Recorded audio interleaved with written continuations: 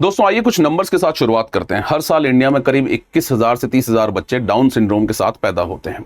ये दुनिया में सबसे बड़ा नंबर है, यानी कि दुनिया में सबसे ज्यादा डाउन सिंड्रोम वाला देश इंडिया है। दुनिया भर में करीब 700 से 1000 बच्चों में से एक को होता है। इंडिया में अनुमान के हिसाब से करीब 800 से 1100 में से एक को होता है। और क्योंकि हमारी आबादी इतनी बड़ी है, इसलिए सबसे ज्यादा लोग यहीं पर हैं डाउन सिंड्रोम वाले। यानी कि अनुमान के हिसाब से इंडिया में डाउन सिंड्रोम के साथ जीने वाले लोग करीब 5 से 6 लाख लोग हैं। अब एक और नंबर सुनिए जो शायद इस पूरी वीडियो का सबसे इंपॉर्टेंट नंबर है। 1983 में डाउन सिंड्रोम के साथ पैदा हुए एक बच्चे की एवरेज लाइफ एक्सपेक्टेंसी थी मात्र 25 साल। आज वही नंबर बढ़कर करीब 58 से 60 साल हो गया है, यानी कि 40 साल में उनकी उम्र 2 गुना से ज्यादा बढ़ गई है। अब सोचिए, ना उनका क्रोमोसोम बदला, ना उनका जेनेटिक्स बदला, और उन लोगों में बायोलॉजिकली भी कोई चेंज नहीं आया, तो आखिर क्या बदलाव हुआ जिसकी वजह से इनकी उम्र 2 गुना से ज्यादा बढ़ गई। यानी कि हम बदले हैं, हमारा ट्रीटमेंट बदला है, और हो सकता है कि हमारा रवैया बदला, जिसका असर हम आज देख रहे हैं। और इस एक बात में इस पूरी कहानी का जवाब छुपा है।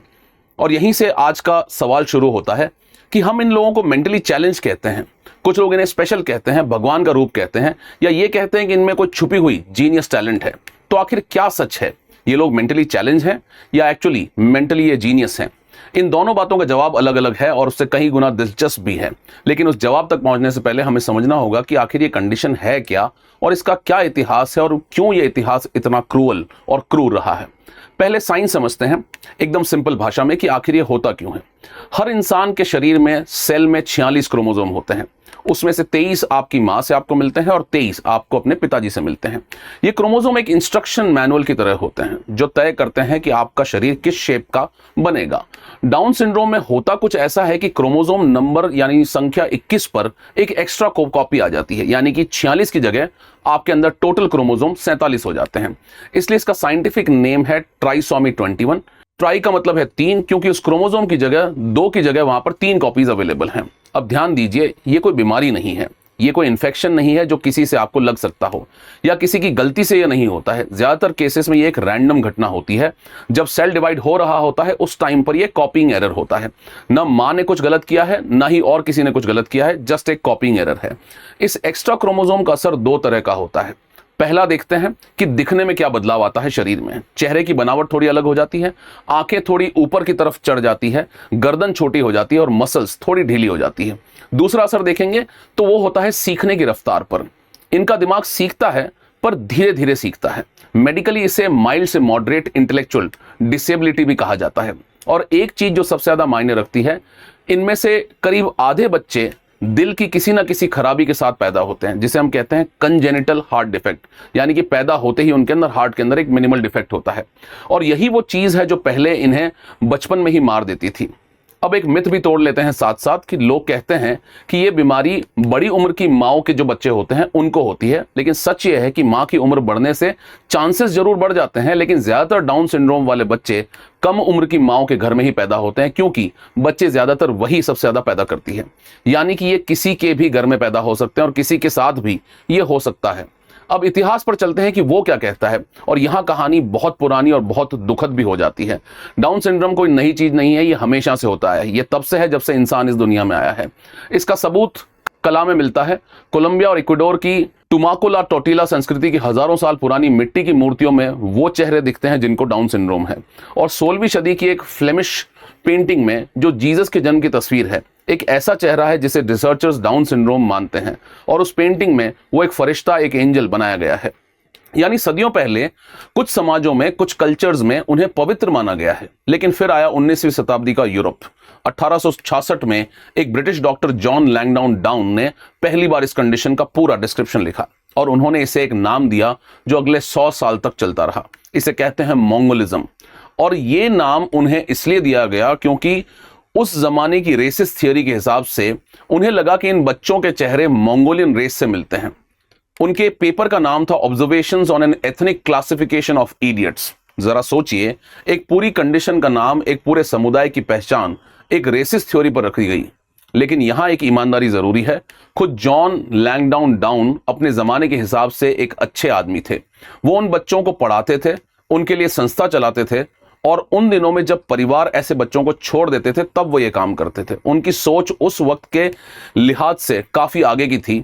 पर उनके शब्द आज के लिहाज से काफी क्रूअल हुआ करते थे, क्योंकि उन्होंने इडियट्स जैसे वर्ड यूज किए। और उसके बाद जो हुआ वो और भी बुरा था। 20वीं सदी के यूरोप में और अमेरिका में यूजेनिक्स का दौर आया, एक ऐसी सोच की कमजोर लोगों को आगे बढ़ने से रोका जाए। उस वक्त अमेरिका के 48 में से 33 स्टेट्स में ऐसे लोगों की जबरदस्ती नसबंदी या फोर्स स्टेरिलाइजेशन करा दिया जाता था। 1917 में एक फिल्म बनी जिसका नाम है द ब्लैक स्टोरी, जिसमें एक डॉक्टर माँ बाप को मनाता है कि अपने डिसेबल्ड न्यूबॉर्न को इलाज मत कराइए, इसे मरने दीजिए। और 1970s और 80s के दशक तक दुनिया भर में डॉक्टर माँ बाप को यही सलाह देते थे कि बच्चों को इंस्टीट्यूशन में डाल दो और भूल जाओ, ताकि वो अपने आप खत्म हो जाए। इसका नतीजा कुछ हुआ कि उनका इलाज होता ही नहीं था, दिल की बीमारी ठीक करने की कोशिश तक नहीं की गई, और इसलिए ज्यादातर बच्चे बचपन में ही या जवानी में ही मर जाते थे। वो 25 साल वाली लाइफ एक्सपेक्टेंसी कोई बायोलॉजिकल लिमिट नहीं थी, वो एक्चुअली एक समाज ने, एक कल्चर ने फैसला किया था कि ये कितने लंबे समय तक जिएंगे। फिर 1959 में एक बड़ी चीज हुई। फ्रांस के एक डॉक्टर जेरोम लेयुएन ने पहली बार खोज निकाला कि इसकी असली वजह आखिर क्या है। असली वजह थी वो एक्स्ट्रा 21st नंबर पर जो क्रोमोसोम था। पहली बार दुनिया को पता चला कि ये किसी पाप या किसी श्राप का नतीजा नहीं है, ये एक्चुअली क्रोमोसोम्स की बात है। और 1961 में 18 जेनेटिसिस्ट ने द लैंसेट को चिट्ठी लिखी कि मंगोलिज्म नाम को हटाया जाए और बदला जाए। WHO ने 1965 में से ऑफिशियली रिमूव कर दिया, तब जाकर इसका नाम पड़ा डाउन सिंड्रोम। अब वापस उस सवाल पर आते हैं कि मेंटली चैलेंज है ये लोग या एक्चुअली मेंटली जीनियस है। और अब आपको सीधा ईमानदार में जवाब देता हूं। सच यह है कि डाउन सिंड्रोम में इंटेलेक्चुअल डिसेबिलिटी होती जरूर है, ये एक मेडिकल फैक्ट है। इनकी सीखने की रफ्तार भी धीमी होती है और ज्यादातर लोगों का IQ एवरेज इंसानों से कम होता है। और ये जो कहा जाता है कि इनमें कोई छुपा हुआ जीनियस होता है या ये कि इनमें कोई जादुई टैलेंट होता है, वो एक्चुअल में सच नहीं है। जो 7th डिसेबिलिटी होती है, जैसे आपने रेन मैन जैसी फिल्मों में देखा होगा, वो मुख्य रूप से ऑटिज्म से जुड़ी है, डाउन सिंड्रोम से नहीं। तो फिर इसका क्या जवाब है? जवाब यह है कि दोनों लेबल्स ही गलत है, कि इन्हें मेंटली चैलेंज कहना और मेंटली जीनियस कहना दोनों ही एक्चुअली गलत है, और दोनों ही एक तरह के पिंजरे का काम करते हैं। मेंटली चैलेंज कहकर हम उनकी पूरी जिंदगी एक कमी में सिमटा देते हैं, और मेंटली जीनियस या भगवान का रूप कहकर हम उन पर एक ऐसा बोझ डाल देते हैं जो इंसान ही समझ ही नहीं सकता है। दोनों में हम उनके साथ इंसानी नहीं बल्कि एक लेबल हमें उन्हें मानते हैं। असली सच तीसरा है जो आपको जानना बहुत जरूरी है, और वो ये है कि हम इन लोगों को उनकी असली क्षमता से बहुत बहुत कम आंकते हैं, और इसके सबसे बड़ा सबूत खुद उनकी जिंदगियों से है। स्पेन के पाब्लो पिनेदा को देखिए, वो यूरोप के पहले ऐसे व्यक्ति हैं जिन्होंने डाउन सिंड्रोम के साथ यूनिवर्सिटी की डिग्री ली, टीचिंग में डिप्लोमा किया और एजुकेशन साइकोलॉजी में BA किया। वो एक्टर भी हैं और उन्हें सैन सेबेस्टियन फिल्म फेस्टिवल में बेस्ट एक्टर का सिल्वर शेल अवार्ड भी मिला है। अब ध्यान दीजिए, पाब्लो को जीनियस नहीं थे, उनके साथ सिर्फ एक चीज अलग हुई थी कि 1970s और 80s के दशक में जब ऐसे बच्चे अलग स्कूल भेजे जाते थे, उन्हें नॉर्मल स्कूल में पढ़ाया गया। बस यही फर्क था। वही एक फैसला उनकी पूरी जिंदगी बदल कर रख देता है। और पाब्लो की एक लाइन है जो इस पूरे मुद्दे को एक झटके में खोल देती है। उन्होंने कहा, मैं पाब्लो पिनेदा हूं और मुझे डाउन सिंड्रोम है। होने और रखने में एक्चुअली बहुत फर्क होता है, यानी डाउन सिंड्रोम उनकी पहचान नहीं है, वो उनकी एक चीज है। अब एक इंडियन नाम सुनिए, सुजीत देसाई, जो इंडियन मूल के हैं। उन्हें डाउन सिंड्रोम है और वो 7 अलग अलग म्यूजिकल इंस्ट्रूमेंट्स बजाते हैं, क्लैरिनेट, बास clarinet, saxophone, violin, piano, trumpet और ड्रम्स।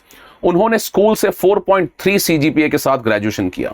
वो न्यूयॉर्क के कार्नेगी हॉल में परफॉर्म कर चुके हैं और यूनाइटेड नेशंस में भी परफॉर्म कर चुके हैं। 13 से ज्यादा देशों में उन्होंने शोज किए हैं और 2022 में वो buffalo music hall of fame में शामिल होने वाले डाउन सिंड्रोम के साथ पहले म्यूजिशियन बने। अमेरिका की कैरन गैफनी ने इंग्लिश चैनल एक रिले स्विम में पार किया, लेक टाहो पार किया और उनके पास एक ऑनररी डॉक्टरेट भी है। 2020 में क्रिस निकिक आयरन मैन ट्रायलथन पूरा करने वाले पहले व्यक्ति बने जिन्हें एक्चुअली डाउन सिंड्रोम भी था। आयरन मैन का मतलब यह है कि उसके अंदर 3.8 किलोमीटर की स्विमिंग, 180 किलोमीटर की साइकिलिंग और उसके तुरंत बाद पूरी 42 किलोमीटर की मैराथन, ये सब कुछ एक ही दिन में कवर करना होता है। उनका मोटो है 1% बेटर एवरी डे। ऑस्ट्रेलिया की मेडेलिन स्टुअर्ट दुनिया की पहली प्रोफेशनल मॉडल है जिन्हें डाउन सिंड्रोम है। वो न्यूयॉर्क, पेरिस और लंदन फैशन वीक में रैंप वॉक कर चुकी हैं और वो वोग और फोर्ब्स मैगजीन में भी फीचर हो चुकी हैं। स्पेन की एंजेला बैचलर अपने देश की पहली ऐसी व्यक्ति बनी जो डाउन सिंड्रोम के साथ एक पब्लिक ऑफिस में चुनी गई। वेलालॉडेड सिटी की वो काउंसलर बनी और 1996 में बेल्जियम के पास्कल डुकेने ने कांस फिल्म फेस्टिवल में बेस्ट एक्टर का अवार्ड जीता। अब इन सब में एक कॉमन बात है जिसे आप ध्यान दीजिए, इन सब लोगों को कोई चमत्कारी जीनियस नहीं मिला था। इन सबको सिर्फ एक चीज मिली थी और उसे हम कहते हैं मौका। किसी को नॉर्मल स्कूल मिला, किसी को म्यूजिक टीचर मिला, किसी को कोच मिला, किसी को एक ऐसी मां मिली जिसने हार नहीं मानी। और इंडिया में ऐसे लाखों बच्चे हैं जिन्हें एक्चुअली ये मौका कभी मिल ही नहीं पाता है, क्योंकि हमारे यहां आज भी बहुत से परिवार हैं ऐसे बच्चे को घर के अंदर वो छुपा कर रखते हैं, क्योंकि लोग कहते हैं ये पिछले जन्म का फल है।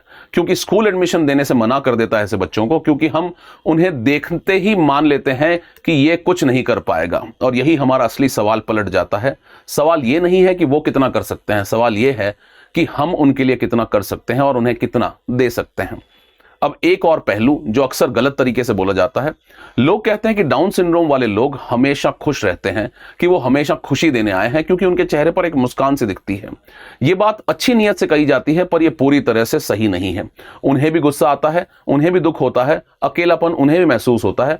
वो इंसान है, कोई खुशी की मशीन नहीं है। लेकिन रिसर्च कुछ जरूरी बात बताता है और वो एक बड़ी गलतफहमी को तोड़ भी देता है। हार्वर्ड के डॉक्टर ब्रायन स्कॉटो ने और उनकी टीम ने इस पर एक्चुअली बड़ी स्टडीज कंडक्ट की है। उन्होंने खुद डाउन सिंड्रोम के साथ जी रहे लोगों से पूछा। नतीजा ये था कि करीब 99% लोगों ने कहा कि वो अपनी जिंदगी से खुश हैं, 97% ने कहा कि वो खुद को पसंद करते हैं और 96% ने कहा कि वो अपनी शक्ल को भी पसंद करते हैं। और परिवार से जब पूछा गया तो 99% माँ बाप ने कहा कि वो अपने बच्चों से प्यार करते हैं। 79% ने कहा कि इस बच्चे की वजह से जिंदगी के प्रति उनका नजरिया ज्यादा पॉजिटिव हो गया। और सिर्फ 4% ने कहा कि उन्हें इस बात का पछतावा कि उनका बच्चा डाउन सिंड्रोम के साथ पैदा हुआ। और भाइयों बहनों से पूछा गया तो 96% ने प्यार जताया, 94% ने एक्चुअली गर्व जताया कि हमारे ऐसे भाई बहन हैं। और बड़े भाई बहनों में से 88% ने कहा कि वो अपने इस भाई या बहन की वजह से एक बेहतर इंसान बने हैं। अब इन आंकड़ों को ध्यान से समझिए। ये नहीं कहते कि वो लोग जादुई हैं, ये सिर्फ एक पुरानी सोच तोड़ते हैं। वो सोच कि ऐसे बच्चे एक परिवार के लिए ट्रेजेडी होते हैं, इस सोच को ये बदल कर रख देता है। डेटा कहता है कि ज्यादातर परिवार इसके उल्टा महसूस करते हैं। और इकोनॉमी की बात करें तो यहां भी तस्वीर काफी बदल जाती है। दुनिया भर में ऐसे लोग काम कर रहे हैं। अमेरिका में टिम हैरिस अपना रेस्टोरेंट चलाते हैं, कई लोग अपना बिजनेस चला रहे हैं, कैफेज चला रहे हैं, होटल्स में काम कर रहे हैं, ऑफिसेज में काम कर रहे हैं। और जिन कंपनीज ने इन्हें हायर किया है उनका अनुभव यह रहा है कि ये लोग अक्सर ज्यादा पंक्चुअल, ज्यादा लॉयल और ज्यादा समय तक टिकने वाले एम्प्लॉइज साबित होते हैं। इंडिया में भी कानून अब इनके साथ है। Rights of persons with disabilities act 2016 के तहत इंटेलेक्चुअल डिसेबिलिटी को भी उसमें शामिल कर लिया गया है। सरकारी नौकरियों में भी इनको रिजर्वेशन दिया गया है और हायर एजुकेशन में भी इन्हें सीट्स मिल सकती है। यानी कि कानून है, लेकिन जो चीज अभी तक नहीं बदली वो है हमारी सोच। स्कूल का दरवाजा, पड़ोसी की नजर और रिश्तेदार की फुसफुसाहट। तो चलिए अब पूरा सवाल का जवाब एक जगह समेट कर देखते हैं कि क्या ये सही में मेंटली चैलेंज है या मेंटली जीनियस है। तो जवाब ये है कि न वो जीनियस है और न वो सिर्फ चैलेंज है, वो सिर्फ इंसान है जिनके सीखने की रफ्तार थोड़ी धीमी है, जिनके कुछ मेडिकल जरूरतें हैं और जिनकी क्षमता की सीमा आज तक किसी ने ठीक से नापी नहीं थी, क्योंकि हमने कभी उन्हें पूरा मौका ही नहीं दिया। और इस पूरी कहानी का सबसे बड़ा सबूत वही है जिससे हम शुरू किया था कि 1983 में उनकी उम्र 25 साल थी और करीब अब बढ़कर 60 साल हो गई है। उन 35 साल में उनके क्रोमोसोम में एक भी बदलाव नहीं आया। जो एक्चुअली बदला है वो हम बदले हैं। हमने उनके दिल को ऑपरेट करना शुरू किया, हमने उन्हें इंस्टीट्यूशन से निकालकर घर में रखा, हमने उन्हें स्कूल भेजा, काम दिया, उनसे काम करवाया और उन्हें एक्चुअली इंसान माना। यानी कि उनकी जिंदगी की लंबाई भी और उनकी जिंदगी की गुणवत्ता या इंपॉर्टेंस भी दोनों हमारे फैसलों पर टिकी थी। इसलिए असली सवाल यह नहीं है कि वो कितने समझदार हैं, असली सवाल यह है कि हम कितने समझदार हैं। क्योंकि एक समाज की असली पहचान इस बात से नहीं होती है कि उसके सबसे तेज लोग कितने आगे गए। उसकी पहचान इस बात से होती है कि उसने अपने सबसे धीरे चलने वाले इंसान के लिए कितनी जगह बनाई। My name is Mangal Singh, I teach anthropology study IQ IAS। मुझसे आप जुड़ सकते हैं इस टेलीग्राम चैनल से। आप इसको QR कोड को स्कैन करिए। आप मुझसे इंस्टाग्राम पर भी जुड़ सकते हैं। और अगर आपको ये वीडियो पसंद आया तो प्लीज कमेंट करके बताएं और सजेस्ट करें कि किन टॉपिक्स पे हम और वीडियोस आपके लिए लेकर आएं। Thank you so much. Study IQ IAS, आपका सिलेक्शन हमारा मिशन।